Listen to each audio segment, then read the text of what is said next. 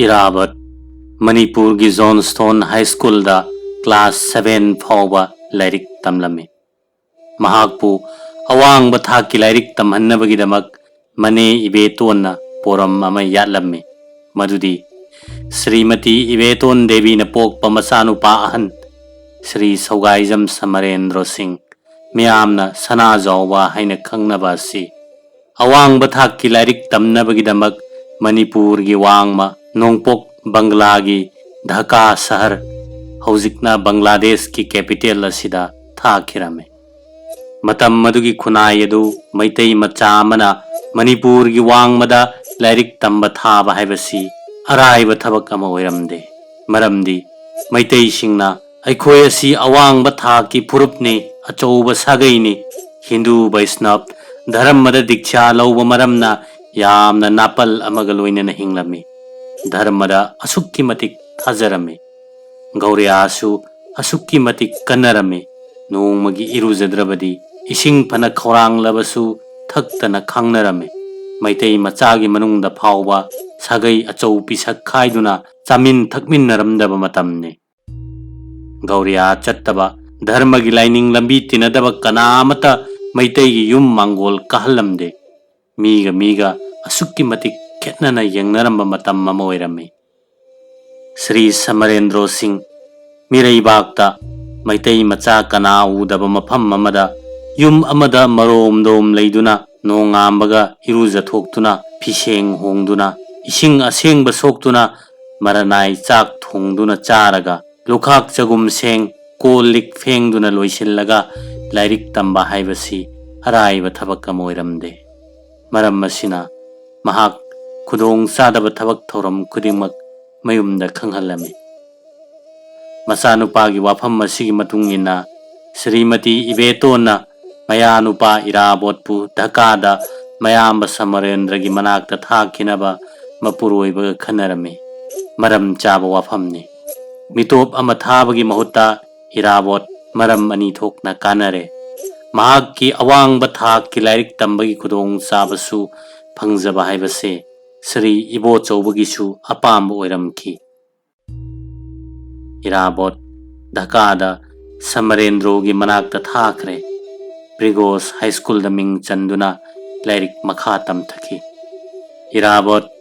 मयाम समरेंद्रोगा मचिन मनाव yum अमदा चाखुम लिंगदुना लैमिन्नरे lyric तमिन्नरे मचिन मनाव लैमिन्नबादुदा अमुक हाइनरुब तौदना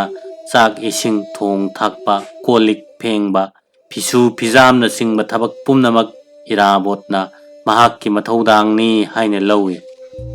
इराबोत मरम मोकपा चाक इसिंग थोंग थाकपा फिसु फिजाम दा हिथोई सिंगथोइबा मसा नानबा मिओय अमा ओइरखी मतम मदुगी खुनाइदु हौजिक्की खुनाइगा असुक्की मतिक खेनरे मदुदी हौजिक्की खुनाइददी हॉस्टेल दा लैरिबा महिरोई पुमनमक अपुनब चाखुम अमदा सागई जात खाइदना चाक इंसांग थोंगबा हिबा मिओय अमना पुन्न थोंगदुना पुमनमक चामिनरी मतम मदुगी मैतई खुनाइगी चटना लोनचत की मतुंग इनदी इरुजरगा फिसेंग सेलगा चाक थोंगी चाक चारमदाइदा इरुजथोगा फिसेंग सेलगा चाय युम लंगफै खेनबा लैते मसी हेन फदबने मतौ असुमना मणिपुर की वांगमदा मैतई मचा सिंगना मही मसिंग तंब चटपसिंग पुमनमक नाट की चटनबी ngaakpa हाइबसे हेन फदब थबकनी हाइने लौरम्मी इराबोत ढाकादा महाकपु मनेन लाइरिक तंब थाबसी मचू मकपा सनाबु लुप्तुन मचू लोकपा थौफातब थांग मथौ संगबो ओइना थोखिरमे ढाकादा लाइरिक तमदुना लैरिङै मतम मदुदा ब्रिटिश मचा साहेब सिंगना भारत मचा सिंगबु यामना हंथब मित्येंगदे येंगबदु उबदा मैरी वांगना चाकपा मैदा घी हैजिनबो ओइना थोखी असुक्की मतिक मथुआई चाखी मतम मदु भारत मचा सिंगना भारत वर्ष सिबु निंग तमहन्नबगिदमक ब्रिटिश साम्राज्यवाद सरकार की मथक्ता अकनब लालहौ चंगलंबा मतमने विप्लवी इहो मयाम अदु उरकपदगी महाक्की पुकनिंगदा लाइरिक तंबना मरुओइबा थबकनी हाइने लौखिद्रे महाक्की पुंसिगी थौरम परेंग यातपा पुमनमक ढाकादा लाइरिक तमदुना लैरिङैदा सेम पुमलोई लोइख्रब्रा हाइबा ꯋꯥꯍꯪ ꯑꯃ ꯍꯪꯅꯤꯡꯏ꯫ ꯙꯥꯀꯥꯗ ꯂꯩꯔꯤꯉꯩ ꯃꯇꯝꯗ ꯕꯪꯒ꯭ꯂꯥ ꯂꯩꯕꯥꯛꯀꯤ ꯃꯔꯩꯕꯥꯛ ꯅꯤꯡꯕ ꯕꯤꯄ꯭ꯂꯕꯤꯁꯤꯡ ꯎꯅꯗꯨꯅ ꯚꯥꯔꯠ ꯅꯤꯡꯈꯥ ꯇꯝꯕꯒꯤ ꯂꯥꯟꯖꯪꯗ ꯏꯔꯥꯕꯣꯠ ꯁꯔꯨꯛ ꯌꯥꯔꯛꯈꯤꯕ ꯃꯤꯁꯛ ꯑꯃ ꯑꯣꯏꯈꯤꯕ꯭ꯔꯥ? ꯋꯥꯍꯪ ꯑꯁꯤꯃꯁꯨ ꯊꯝꯅꯤꯡꯏ꯫ ꯃꯔꯝꯗꯤ ꯏꯪ ꯁꯣꯛ 1819 ꯗꯒꯤ 1935 ꯐꯥꯎꯕ ꯙꯥꯀꯥꯗ ꯂꯩꯔꯤꯉꯩ ꯃꯇꯝ ꯑꯁꯤꯗ ꯂꯝꯗꯝ ꯑꯗꯨꯒꯤ ꯂꯝꯃꯤꯠ ꯇꯨꯃꯤꯠ ꯄꯨꯝꯅꯃꯛ ꯃꯇꯝ ꯃꯥꯡꯍꯟꯗꯅ ꯈꯣꯝꯖꯤꯟꯕ, ꯀꯣꯏꯅ ꯆꯠꯇꯨꯅ ꯂꯩꯕꯥꯛ ꯑꯗꯨꯒꯤ ꯉꯥꯡꯅꯔꯤꯕ ꯂꯣꯟ, ꯆꯠꯅꯂꯣꯟꯆꯠ, ꯐꯤꯖꯦꯠ ꯆꯥꯛꯆꯥ, ꯌꯨꯝꯕꯥꯟ ꯀꯩꯕꯥꯟ ꯑꯃꯗꯤ ꯄꯥꯛ ꯁꯟꯅ ꯃꯔꯨꯞ ꯃꯄꯥꯡ ꯈꯪꯅꯗꯨꯅ ꯑꯃꯅ ꯑꯃꯕꯨ ꯇꯦꯡꯕꯥꯡꯅꯕꯒꯤ ꯊꯧꯔꯝ ꯌꯥꯠꯄ ꯏꯔꯥꯕꯣꯠꯀꯤ ꯃꯔꯨꯑꯣꯏꯕ ꯊꯕꯛ ꯑꯣꯏꯔꯝꯈꯤ꯫ ꯏꯔꯥꯕꯣꯠ ꯙꯥꯀꯥꯗ ꯁꯃꯔꯦꯟꯗ꯭ꯔꯒ ꯂꯣꯏꯅꯅ ꯃꯆꯤꯟ ꯃꯅꯥꯎ ꯂꯥꯏꯔꯤꯛ ꯇꯝꯗꯨꯅ ꯂꯩꯃꯤꯟꯅꯕꯗꯨ ꯋꯥꯈꯜ ꯆꯥꯎꯅ ꯈꯦꯅꯔꯛꯈꯤ꯫ ꯃꯔꯝꯗꯤ ꯁꯃꯔꯦꯟꯗ꯭ꯔꯣꯅ ꯂꯥꯏꯔꯤꯛ ꯇꯝꯕꯒꯤ ꯋꯥꯈꯜꯗ ꯄꯨꯛꯅꯤꯡ ꯆꯪꯂꯝꯃꯤ, ꯏꯔꯥꯕꯣꯠꯅ ꯔꯥꯖꯅꯤꯇꯤꯗ ꯄꯨꯛꯅꯤꯡ ꯂꯨꯞꯂꯝꯃꯤ꯫ ꯃꯆꯤꯟ ꯃꯅꯥꯎ ꯑꯅꯤ ꯑꯁꯤꯒꯤ ꯋꯥꯈꯜ ꯑꯁꯤ ꯈꯥꯒ ꯋꯥꯡꯒ ꯆꯠꯅꯔꯦ꯫ ꯏꯔꯥꯕꯣꯠ ꯃꯤꯈꯥ ꯄꯣꯟꯗꯨꯅ ꯍꯤꯡꯒꯗꯕꯒꯤ ꯁꯔꯨꯛꯄꯨꯗꯤ ꯅꯣꯡꯃꯇꯪ ꯑꯣꯏꯔꯕꯁꯨ ꯅꯤꯡꯈꯥ ꯇꯝꯅ ꯍꯤꯡꯂꯝꯂꯒ ꯁꯤꯈꯤꯕꯅ ꯍꯦꯟꯅ ꯐꯩ ꯍꯥꯏꯅ ꯈꯜꯂꯝꯃꯤ꯫ ꯃꯔꯝ ꯑꯗꯨꯅ ꯃꯍꯥꯛꯅ ꯌꯥꯠꯄ ꯊꯧꯔꯝ ꯄꯔꯦꯡꯒꯤ ꯃꯔꯨꯑꯣꯏꯕꯗꯤ ꯕ꯭ꯔꯤꯇꯤꯁ ꯁꯥꯝꯔꯥꯖ꯭ꯌꯕꯥꯗꯀꯤ ꯃꯥꯌꯣꯛꯇ ꯂꯥꯟꯊꯦꯡꯅꯗꯨꯅ ꯃꯔꯩꯕꯥꯛ ꯃꯖꯥꯇꯤꯕꯨ ꯃꯅꯤꯡ ꯇꯝꯍꯟꯕꯅꯤ꯫ ꯏꯪ ꯁꯣꯛ 1915 ꯏꯔꯥꯕꯣꯠ ꯙꯥꯀꯥꯗꯒꯤ ꯃꯥꯡꯈꯤꯔꯝꯃꯤ꯫ ꯂꯩꯃꯤꯟꯅꯔꯤꯕ ꯃꯌꯥꯝꯕꯗ ꯀꯔꯤꯒꯨꯝꯕ ꯋꯥꯍꯩ ꯑꯃꯠꯇ ꯍꯥꯏꯔꯝꯕ, ꯇꯥꯛꯂꯝꯕ ꯇꯧꯗꯅ ꯆꯠꯈꯤꯔꯝꯃꯤ꯫ ꯃꯌꯥꯝꯕ ꯁꯃꯔꯦꯟꯗ꯭ꯔ ꯆꯨꯝꯅ ꯃꯆꯠ ꯊꯣꯛꯀꯤ ꯃꯆꯠ ꯊꯣꯛ ꯊꯣꯏꯅ ꯊꯤꯔꯨꯕ ꯇꯧꯗꯅ ꯂꯩꯔꯛꯈꯤ꯫ ꯍꯨꯝꯅꯤ ꯃꯔꯤꯅꯤ ꯆꯨꯞꯅ ꯍꯜꯂꯛꯇ꯭ꯔꯕꯗ ꯃꯌꯥꯝꯕꯅ ꯏꯔꯥꯕꯣꯠ ꯑꯩꯉꯣꯟꯗ ꯀꯔꯤꯃꯠꯇ ꯍꯥꯏꯔꯝꯗꯅ ꯑꯃꯗꯤ ꯈꯪꯍꯜꯂꯝꯗꯅ ꯃꯐꯝ ꯈꯪꯗꯅ ꯆꯠꯈ꯭ꯔꯦ, ꯃꯍꯥꯛ ꯃꯌꯨꯝꯗ ꯌꯧꯔꯛꯂꯕ꯭ꯔꯥ ꯍꯥꯏꯅ ꯌꯨꯝꯗ ꯆꯤꯊꯤ ꯏꯗꯨꯅ ꯍꯪꯂꯛꯈꯤ꯫ ꯏꯔꯥꯕꯣꯠꯀꯤ ꯃꯔꯨꯑꯣꯏꯕ ꯊꯕꯛ ꯊꯧꯔꯝ ꯄꯔꯦꯡꯗꯤ ꯃꯅꯤꯄꯨꯔꯒꯤ ꯋꯥꯡꯃꯗ ꯈꯨꯟꯗꯥ ꯂꯩꯇꯥꯗꯨꯅ ꯂꯩꯔꯤꯕ ꯃꯩꯇꯩ ꯃꯆꯥꯁꯤꯡꯒꯤ ꯄꯨꯝꯅꯃꯛ ꯈꯣꯡꯊꯥꯡ ꯌꯩꯅ ꯆꯪꯗꯨꯅ ꯃꯥꯂꯦꯝ ꯑꯁꯤꯗ ꯃꯩꯇꯩ ꯄꯨꯝꯅꯃꯛꯀꯤ ꯈꯣꯡꯒꯨꯜ ꯂꯤꯕꯅ ꯃꯍꯥꯛꯀꯤ ꯊꯕꯛꯀꯤ ꯊꯧꯔꯝ ꯄꯔꯦꯡ ꯑꯣꯏꯔꯝꯈꯤ꯫ ꯕꯪꯒ꯭ꯂꯥ ꯂꯩꯕꯥꯛ, ꯇ꯭ꯔꯤꯄꯨꯔꯥ, ꯀꯁꯥꯔ, ꯑꯁꯥꯝꯅꯆꯤꯡꯕꯁꯤꯗ ꯈꯨꯟꯗꯥ ꯂꯩꯇꯥꯗꯨꯅ ꯂꯩꯔꯤꯕ ꯃꯩꯇꯩꯁꯤꯡꯒꯤ ꯌꯨꯝꯕꯥꯟ ꯀꯩꯕꯥꯟ, ꯍꯤꯡꯗꯨꯅ ꯂꯩꯔꯤꯕ ꯈꯨꯠꯍꯤꯡ ꯃꯍꯤꯡ ꯄꯨꯝꯅꯃꯛ ꯀꯨꯞꯅ ꯊꯤꯖꯤꯟ ꯈꯣꯠꯆꯤꯜꯂꯝꯈꯤ꯫ ꯙꯥꯀꯥꯗꯒꯤ ꯈꯣꯡꯁꯥꯜꯂꯛꯄ ꯊꯥ 4ꯔꯣꯝꯒꯤ ꯃꯇꯨꯡꯗ ꯏꯔꯥꯕꯣꯠ ꯃꯅꯤꯄꯨꯔꯗ ꯌꯧꯔꯛꯈꯤ꯫ ꯁꯣꯛ 1915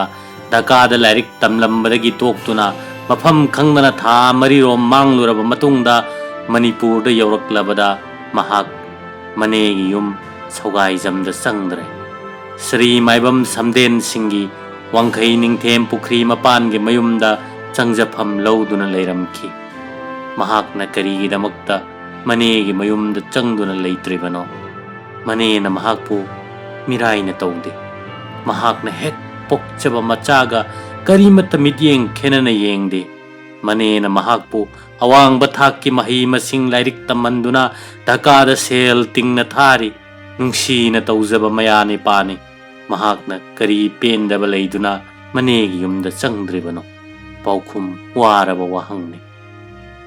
ꯕꯤꯄ꯭ꯂꯕꯤ ꯑꯁꯤꯅ ꯙꯥꯀꯥꯗ ꯂꯥꯏꯔꯤꯛ ꯇꯝꯗꯨꯅ ꯂꯩꯔꯤꯉꯩ ꯃꯍꯥꯛꯀꯤ ꯄꯨꯟꯁꯤꯒꯤ ꯇꯧꯒꯗꯕ ꯊꯕꯛ ꯊꯧꯔꯝ, ꯆꯠꯀꯗꯕ ꯔꯥꯖꯅꯤꯇꯤꯒꯤ ꯂꯝꯕꯤ, ꯈꯨꯟꯅꯥꯏꯒꯤ ꯑꯅꯧꯕ ꯌꯥꯑꯣꯜ ꯑꯔꯣꯏꯕꯤ ꯑꯣꯏꯅ ꯌꯥꯠꯇꯨꯅ ꯁꯦꯝꯈꯤꯕ ꯄꯔꯤꯡꯗ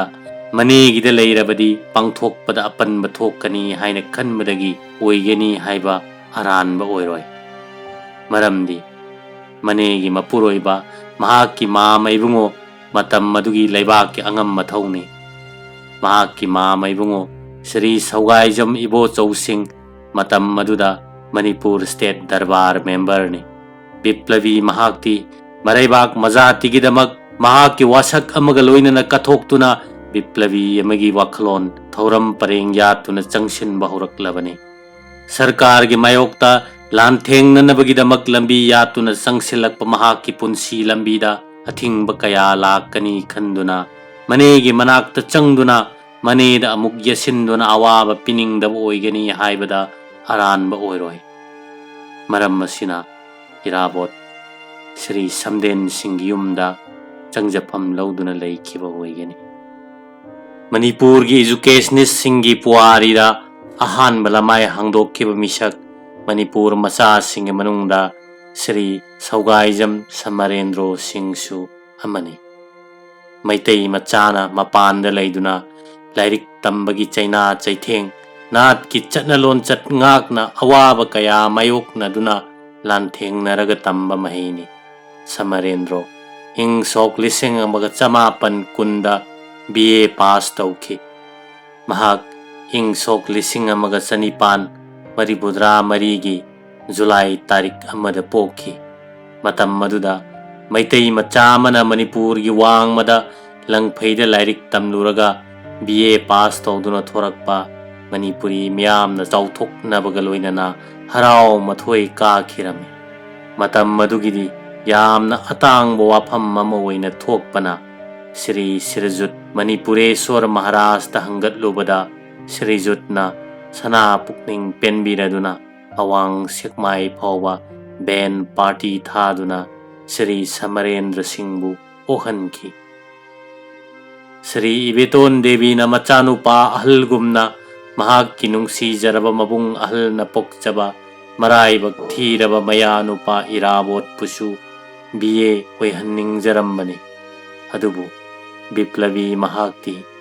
मनेगी वाखलगी वांगमद चटख्रे।